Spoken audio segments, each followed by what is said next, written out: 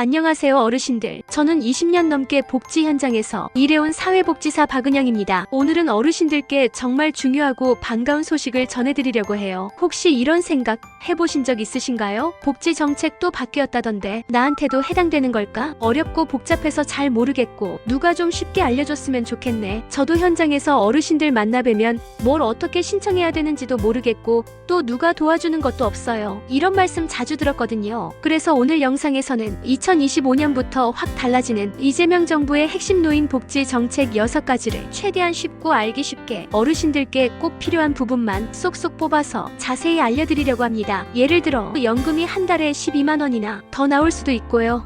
병원에 입원해도 간병비 걱정이 절반으로 줄고 아파서 일 못하셔도 생활비를 지원받을 수 있는 제도도 생깁니다. 그리고 영상 끝부분에서는 어르신들이 직접 신청하실 수 있도록 준비 서류랑 방문 요령까지 꿀팁으로 정리해드릴게요. 자, 구독과 좋아요 한번 눌러주시고요. 이 영상 끝까지 함께 해주시면 여러분의 노후가 훨씬 더 든든해지고 달라질 수 있을 겁니다. 그럼 지금부터 2025년 노인복지 뭐가 어떻게 바뀌는지 차근차근 함께 알아볼까요? 1. 기초연금 부부감액 폐지. 첫 번째로 알려드릴 내용은 기초연금 부부감액 제도의 폐지입니다. 우리 어르신들께서 가장 많이 하시는 말씀 중 하나가 나는 남편이랑 같이 살아서 연금을 더 적게 받아요. 혼자 사는 친구는 더 많이 받는데 이게 말이 되나요? 라는 겁니다. 지금까지는 실제로 그랬습니다. 기초연금 제도에서 부부가 함께 연금을 받을 경우 각자의 연금에서 20%씩 감액되어 지급돼 왔습니다. 예를 들어 혼자 사는 어르신은 매달 약 30만 원의 연금을 받을 수 있었지만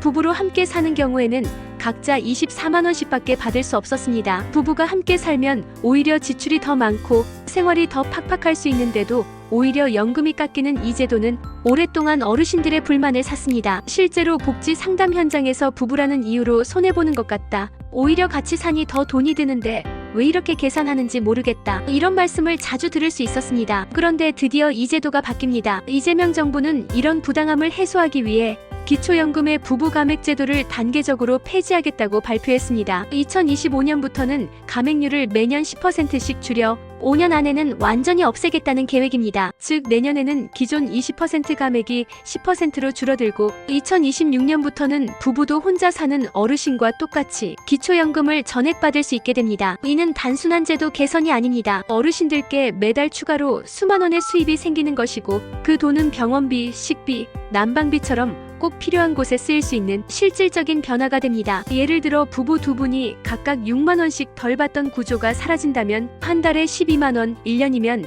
144만 원의 추가 수입이 생기는 셈입니다. 이 변화는 단순히 숫자의 변화가 아니라 어르신 한 분 한 분의 삶을 더 안정적으로 만들어줄 수 있는 중요한 정책 개선입니다. 또 한 가지 반가운 점은 기초연금 금액 자체도 앞으로 매년 물가 상승률에 맞춰 조금씩 인상될 예정이라는 점입니다. 즉 부부로서 받는 연금이 감액되지 않을 뿐 아니라 연금 자체도 점차 올라가게 된다는 뜻입니다. 이제는 부부라는 이유로 연금이 줄어들 걱정 없이 동등하게 그리고 당당하게 연금을 받으실 수 있는 새로운 제도가 시작되는 것입니다. 이것은 단순한 숫자의 변화가 아니라 국가가 어르신들의 삶을 더 존중하고 있다는 신호이기도 합니다. 부양의무자 기준 폐지 생계급여 확대. 두 번째로 알려드릴 내용은 생계급여와 관련된 제도 개선입니다. 특히 많은 어르신들께서 억울해하셨던 바로 그 부양의무자 기준이 사라진다는 소식입니다. 그동안 생계급여를 받으려면 어르신 본인의 소득이나 재산뿐 아니라 자녀의 소득과 재산도 함께 따져서 기준을 정해왔습니다. 문제는 여기에 있었습니다. 자녀가 직장에 있다는 이유만으로 어르신이 실제로는 생활이 어려움에도 불구하고 지원 대상에서 탈락되는 경우가 너무 많았던 겁니다. 실제로 이런 경우가 많았습니다. 서울에 사는 아들이 있다고 해서 지방에 혼자 사는 아버지가 생계급여를 못 받는 경우, 하지만 그 아들도 자식 키우고 집 대출 갚느라 실제로 부모님을 도와드릴 여력이 없는 경우가 대부분이었습니다. 71세 김민우 어르신의 이야기입니다. 김 어르신은 수입이 거의 없고 혼자서 어렵게 살아가고 계셨습니다. 하지만 아들이 서울에서 직장을 다닌다는 이유만으로 복지 혜택을 받을 수 없었습니다. 아들은 아버지 도와드리고 싶지만 저도 아이 둘 키우기 빠듯하다고 말했고 김어르신은 아들 있는 게 죄가 된 건가 싶다며 한숨을 내쉬셨습니다. 이제 이런 상황이 바뀝니다. 이재명 정부는 부양의무자 기준을 단계적으로 폐지하기로 했습니다. 앞으로는 어르신 본인의 소득과 재산만을 기준으로 하여 복지 지원 여부를 판단하게 됩니다. 자녀의 소득이나 직장 유무는 더 이상 생계급여 신청에 영향을 주지 않게 되는 것입니다. 이건 정말 큰 변화입니다. 그동안 도움을 받지 못했던 수많은 어르신들이 실제로 필요한 복지 혜택을 받을 수 있게 되는 결정적인 전환점입니다. 또 하나 중요한 변화가 있습니다. 기존에는 기초연금을 받고 있으면 그 금액이 소득으로 간주되어 생계급여가 줄어들거나 아예 탈락되는 경우가 많았습니다. 하지만 앞으로는 기초연금을 받더라도 생계급여에서 차감되지 않습니다. 즉, 두 가지 혜택을 동시에 받을 수 있게 되는 것입니다. 이 두 제도는 성격이 다르기 때문에 이제는 별개로 인정하겠다는 방침이 적용되는 겁니다. 또한 생계급여의 선정 기준도 점차 완화되어 조금 더 많은 분들이 대상자로 포함될 수 있도록 할 예정입니다. 이제는 자녀가 있다는 이유만으로 혹은 작은 연금을 받고 있다는 이유만으로 복지에서 배제되는 일이 줄어들게 될 것입니다. 정리하자면 앞으로는 본인의 상황만으로 복지 대상 여부를 판단하게 되고 기초연금과 생계급여도 중복해서 받을 수 있으며 보다 많은 분들이 지원을 받을 수 있도록 기준 자체도 완화된다는 점, 이 세 가지가 핵심입니다. 복지란 진짜 필요한 사람에게 돌아가야 하는 제도입니다. 이번 변화는 그런 복지의 본래 취지에 한 걸음 더 가까워지는 상당히 의미 있는 개선이라고 할 수 있습니다. 이제 어르신들께서 더 이상 자녀에게 미안해하지 않고 스스로의 자격으로 당당하게 지원을 받을 수 있는 길이 조금씩 열리고 있는 것입니다. 3. 돌봄 국가 책임제, 간병비 지원과 주치의 확대. 세 번째로 소개해드릴 내용은 바로 돌봄 국가 책임제입니다. 이 내용은 특히 몸이 아프신 어르신들이나 병원에 자주 다니셔야 하는 분들께 매우 중요한 변화입니다. 먼저 이런 상황을 떠올려 보시겠어요? 갑자기 쓰러져 병원에 입원하게 되면 가족들이 번갈아 가며 간병을 하거나 간병인을 따로 고용해야 하는 상황이 생깁니다. 그런데 이 간병비가 생각보다 너무 비쌉니다. 현재 하루 평균 간병비는 10만 원 이상입니다. 한 달이면 300만 원이 훌쩍 넘고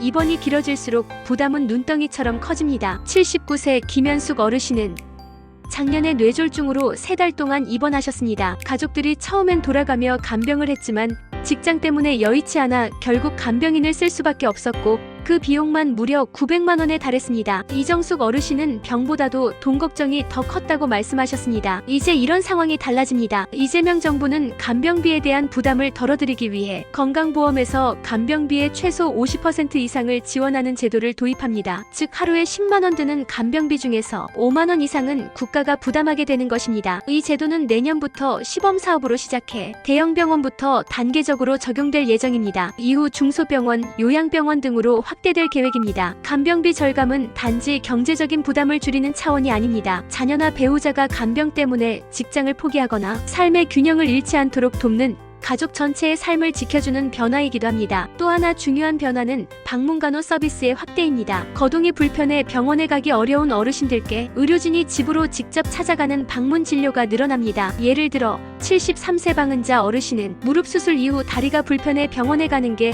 큰 고역이었습니다. 하지만 의사 선생님이 집으로 직접 와서 기초적인 진료와 건강 상담을 해준다면 심리적인 안정감도 훨씬 커질 수 있습니다. 이와 함께 전국적으로 확대되는 또 하나의 제도가 바로 어르신 주치의 제도입니다. 이 제도는 한 명의 의사가 한 어르신을 꾸준히 맡아 건강 상태를 지속적으로 관리해주는 제도입니다. 많은 어르신들이 배가 아픈데 내과를 가야 할지 소아를 보러 가야 할지 모르겠다. 어제 갔던 병원에서는 검사 안 했는데 오늘 간 병원에서는 처음부터 다시 하라고 한다. 이런 불편을 자주 겪으셨을 겁니다. 주치의가 생기면 이런 문제를 줄일 수 있습니다. 어르신의 병력과 건강 이력을 잘 아는 한 명의 의사가 전체 건강을 총괄적으로 살펴주기 때문에 진단도 빠르고 치료도 훨씬 적절하게 이루어질 수 있습니다. 이처럼 간병비 지원, 방문 진료, 주치의 제도는 모두 연결된 하나의 흐름입니다. 그 핵심은 바로 국가가 어르신의 돌봄을 책임진다는 것입니다. 이전에는 아프면 개인이나 가족이 전부 책임져야 했습니다. 하지만 이제는 국가가 함께 부담하고 함께 돕는 공적 돌봄 체계로 전환되고 있는 것입니다. 이 변화는 단순히 제도가 하나 생긴다는 뜻이 아닙니다. 우리 어르신들이 병이 들어도 두렵지 않고 의지할 수 있는 기반이 생긴다는 뜻입니다. 국가가 어르신 한 분 한 분을 끝까지 돌볼 수 있는 든든한 울타리를 만들어가고 있다는 의미입니다. 4. 상병수당 확대 아파도 생계 걱정 없는 제도. 네 번째로 소개해드릴 정책은 상병수당 확대입니다. 상병수당이란 몸이 아파서 일을 하지 못할 때 국가가 일정 기간 동안 생활비를 지원해주는 제도입니다. 아프면 치료에 집중해야 하는데 현실에서는 생계 걱정 때문에 쉬지 못하는 분들이 많습니다. 특히 나이가 들수록 몸은 예전 같지 않고 무거운 물건을 들거나 오래 서 있는 일은 점점 힘들어집니다. 하지만 어르신들 중에는 여전히 생계를 위해 시장, 식당, 공공근로 등 다양한 곳에서 일을 하고 계십니다. 67세 최영일 어르신도 그런 분 중 한 분입니다. 택시 운전을 하시던 중 허리를 심하게 다쳐 2달 동안 운전을 하지 못하게 되셨습니다. 그 기간 동안 수입은 0원이었고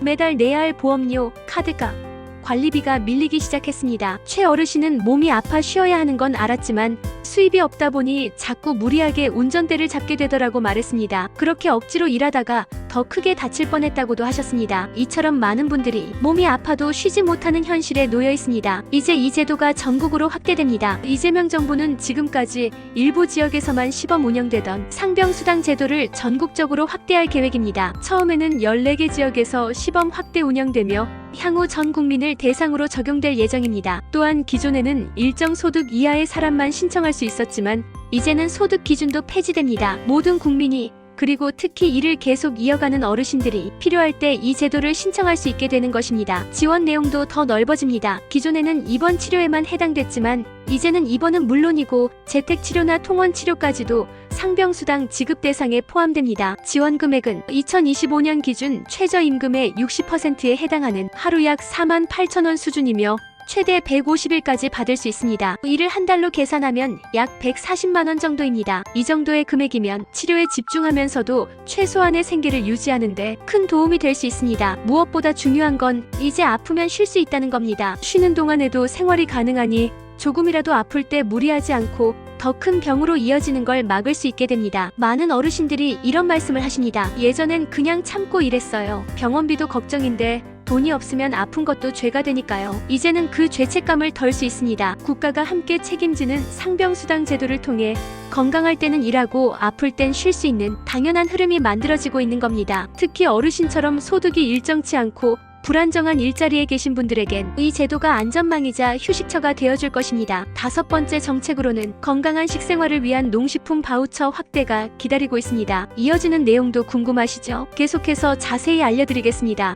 농식품 바우처 확대 더 많은 어르신이 건강한 식탁을 5번째로 소개할 정책은 바로 농식품 바우처 확대입니다. 노년기의 건강은 식탁에서 시작된다고 해도 과언이 아닙니다. 균형 잡힌 식사, 신선한 제철 식재료, 과일과 채소는 우리 몸에 꼭 필요한 영양소를 공급해주고 각종 만성질환을 예방하는 데 큰 역할을 합니다. 하지만 현실은 녹록지 않습니다. 65세 이상 어르신 중 많은 분들이 하루 3끼를 제대로 챙겨 먹지 못하고 계십니다. 특히 독거 어르신이나 기초생활수급자이신 분들은 식재료를 구매할 경제적 여유가 부족해 라면이나 즉석식품으로 끼니를 때우시는 경우가 많습니다. 이로 인해 영양 불균형, 고혈압, 당뇨 등 각종 건강 문제가 악화되기도 합니다. 김숙희 어르신 72세는 혼자 사는 독거노인입니다. 얼마 전까지만 해도 김어르신의 식탁에는 늘 김치 한 종지와 밥, 그리고 라면이 전부였습니다. 과일은 비싸서 엄두도 내지 못하고 고기는 명절에나 한두 번 먹는 정도였습니다. 그런데 어느 날 동주민센터에서 농식품 바우처 신청 안내를 받게 되었습니다. 이 제도는 정부가 저소득층에게 일정 금액의 식품 구매 바우처를 지급해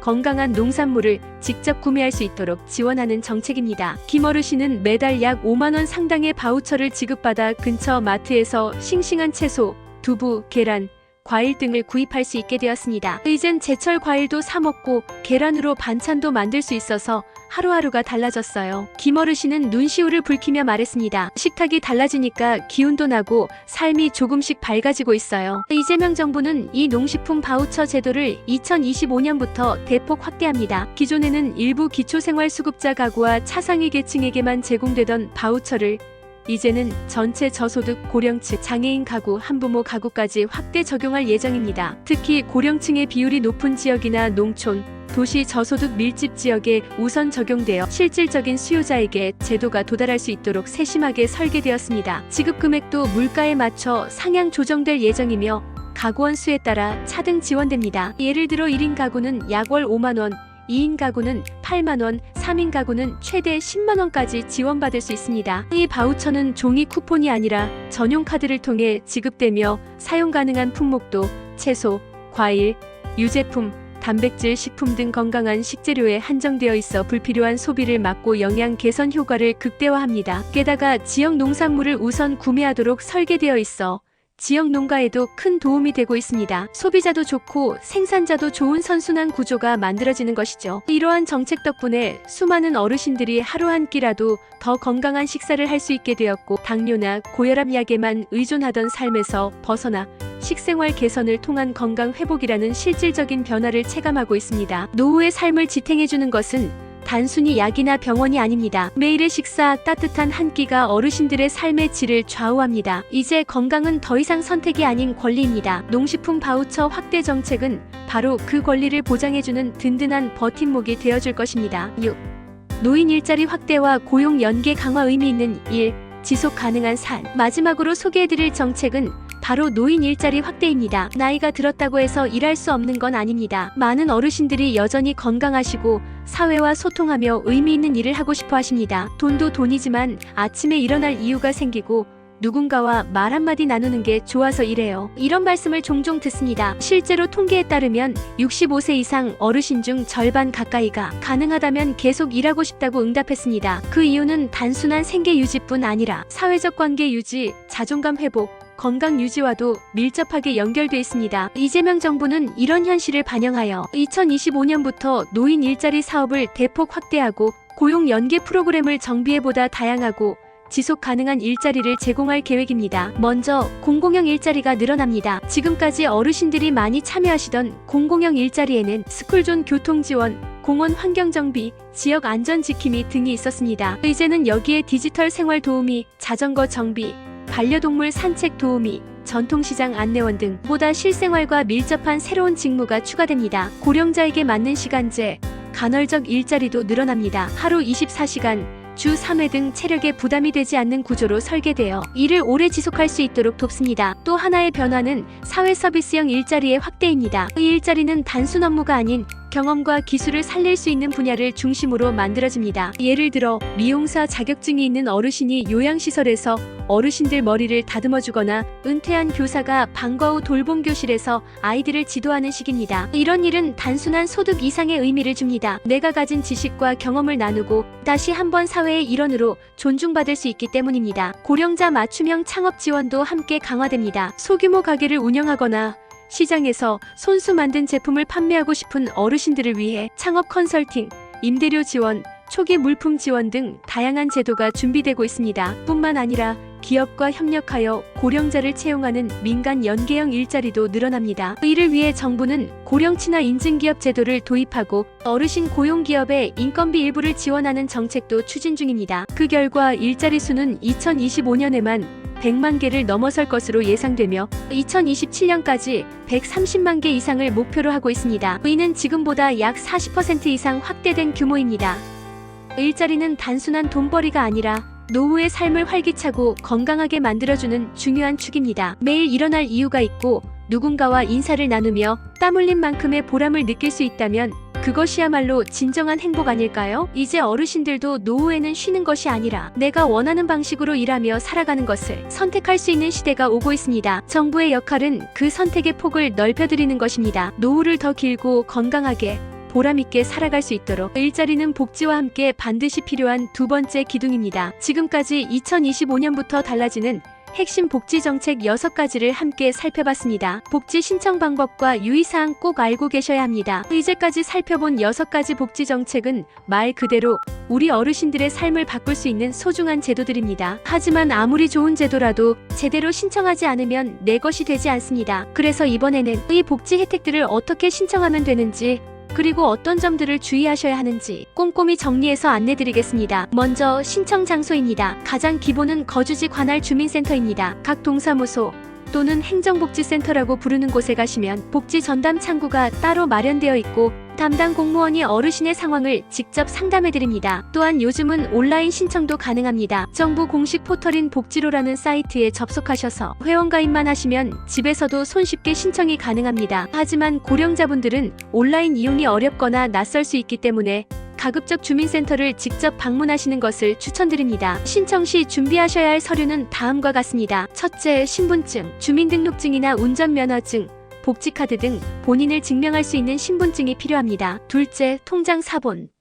지급받을 복지급여가 들어갈 본인 명의의 통장을 준비하셔야 합니다. 셋째, 건강보험증이나 가족관계증명서, 소득 관련 서류. 이는 신청하려는 복지의 종류에 따라 다르기 때문에 방문하실 때 제가 받을 수 있는 복지가 뭔가요? 라고 먼저 문의하시면 담당자가 가장 적합한 제도와 필요한 서류를 바로 안내해드립니다. 다음은 신청 타이밍과 관련된 팁입니다. 주민센터는 보통 월요일이나 오전 시간대가 가장 혼잡합니다. 따라서 수요일 또는 목요일, 오후 2시 이후가 비교적 대기 시간이 짧고 상담도 여유롭게 받을 수 있는 시간입니다. 그리고 꼭 기억해 두셔야 할 중요한 주의사항이 있습니다. 첫째, 본인이 직접 방문하시기 어렵다면 가족이나 지인이 대리로 신청할 수 있습니다. 이 경우에는 위임장과 대리인의 신분증이 필요하니 미리 준비하셔야 합니다. 둘째, 같은 항목을 중복으로 신청하면 오히려 불이익을 받을 수 있습니다. 예를 들어 간병비 지원과 장기요양급여를 동시에 신청할 경우 중복 여부를 따져서 조정되거나 환수되는 경우도 있습니다. 따라서 복지 상담 시 제가 지금 어떤 제도를 이미 받고 있는지를 함께 점검받는 것이 안전합니다. 셋째, 반드시 공식 채널을 이용하셔야 합니다. 최근에는 정부 지원금 신청 도와준다며 개인정보를 요구하거나 수수료를 받는 사기 사례도 적지 않습니다. 공식적인 정부 사이트나 주민센터 이외의 경로로 신청하라는 안내는 절대 믿지 마시고 주의하셔야 합니다. 넷째, 신청이 한 번에 끝나지 않을 수 있다는 점도 염두에 두셔야 합니다. 심사기간이 수일에서 수주 이상 걸릴 수 있고 추가 서류를 요청받을 수도 있습니다. 조금 기다리시더라도 차분히 절차를 밟으시면 꼭 좋은 결과로 이어지실 수 있습니다. 마지막으로 한 가지 제도만 신청하고 끝내지 마시고 가급적이면 상담을 통해 내가 받을 수 있는 모든 복지를 한 번에 점검받아 보시길 권해드립니다. 어르신들께 제공되는 복지 제도는 생각보다 훨씬 다양합니다. 기초연금, 생계급여, 농식품 바우처, 일자리, 의료비, 간병비 등 조건만 충족된다면 여러 제도를 동시에 받을 수 있습니다. 지금까지 열심히 살아오신 어르신 한 분 한 분께 국가가 보답하고자 마련한 제도들이니 당당하게 신청하시고 꼭 누리셨으면 좋겠습니다. 이제 마지막으로 이 모든 제도들이 실생활에서 어떤 변화를 만들어내는지, 앞으로 어르신들의 삶이 어떻게 달라질 수 있는지 정리하며 마무리해보겠습니다. 지금까지 2025년부터 달라지는 이재명 정부의 핵심 노인 복지 정책 6가지와 신청 방법, 유의사항까지 함께 살펴봤습니다. 아마 이 영상을 보신 분들 중에는 이런 생각을 하신 분들도 계실 겁니다. 나도 받을 수 있을까? 이걸 신청한다고 진짜 내 삶이 달라질까? 제가 분명히 말씀드릴 수 있는 건 이 제도들은 누구를 위한 게 아니라 바로 어르신 여러분 한 분 한 분을 위해 준비된 것이라는 점입니다. 기초연금이 조금만 올라가도 겨울철 난방비 걱정이 줄어듭니다. 간병비 부담이 절반으로 줄면 자녀에게 미안한 마음도 덜 수 있습니다. 신선한 과일 한 봉지, 따뜻한 밥 한 끼가 건강을 되찾는 시작이 될 수도 있습니다. 이런 변화는 아주 작고 소박해 보이지만 결국 어르신들의 삶을 바꾸는 큰 물결이 됩니다. 이제는 어렵다, 나한텐 해당 안 된다 하시며 포기하지 마시고 주민센터에 한번 가보시고 상담 한번 받아보시길 권해드립니다. 혹시 주변에 이 영상이 꼭 필요한 분이 계시다면 전달해 주셔도 좋습니다. 어르신 한 분이라도 더 혜택을 받을 수 있다면 그것만으로도 큰 보람이니까요. 이 영상이 도움이 되셨다면 구독과 좋아요, 알림 설정 부탁드립니다. 여러분의 클릭 한 번이 더 많은 어르신들에게 필요한 정보를 전하는 큰 힘이 됩니다. 그리고 앞으로도 노후복지, 건강정보, 실생활 꿀팁 등 꼭 필요한 이야기들로 계속 인사드릴 예정이니 계속 함께 해주세요. 어르신 여러분, 이제부터는 당신의 노후가 달라질 수 있습니다. 지금 이 순간부터가 새로운 시작입니다. 건강하시고 평안하시길 바랍니다. 감사합니다.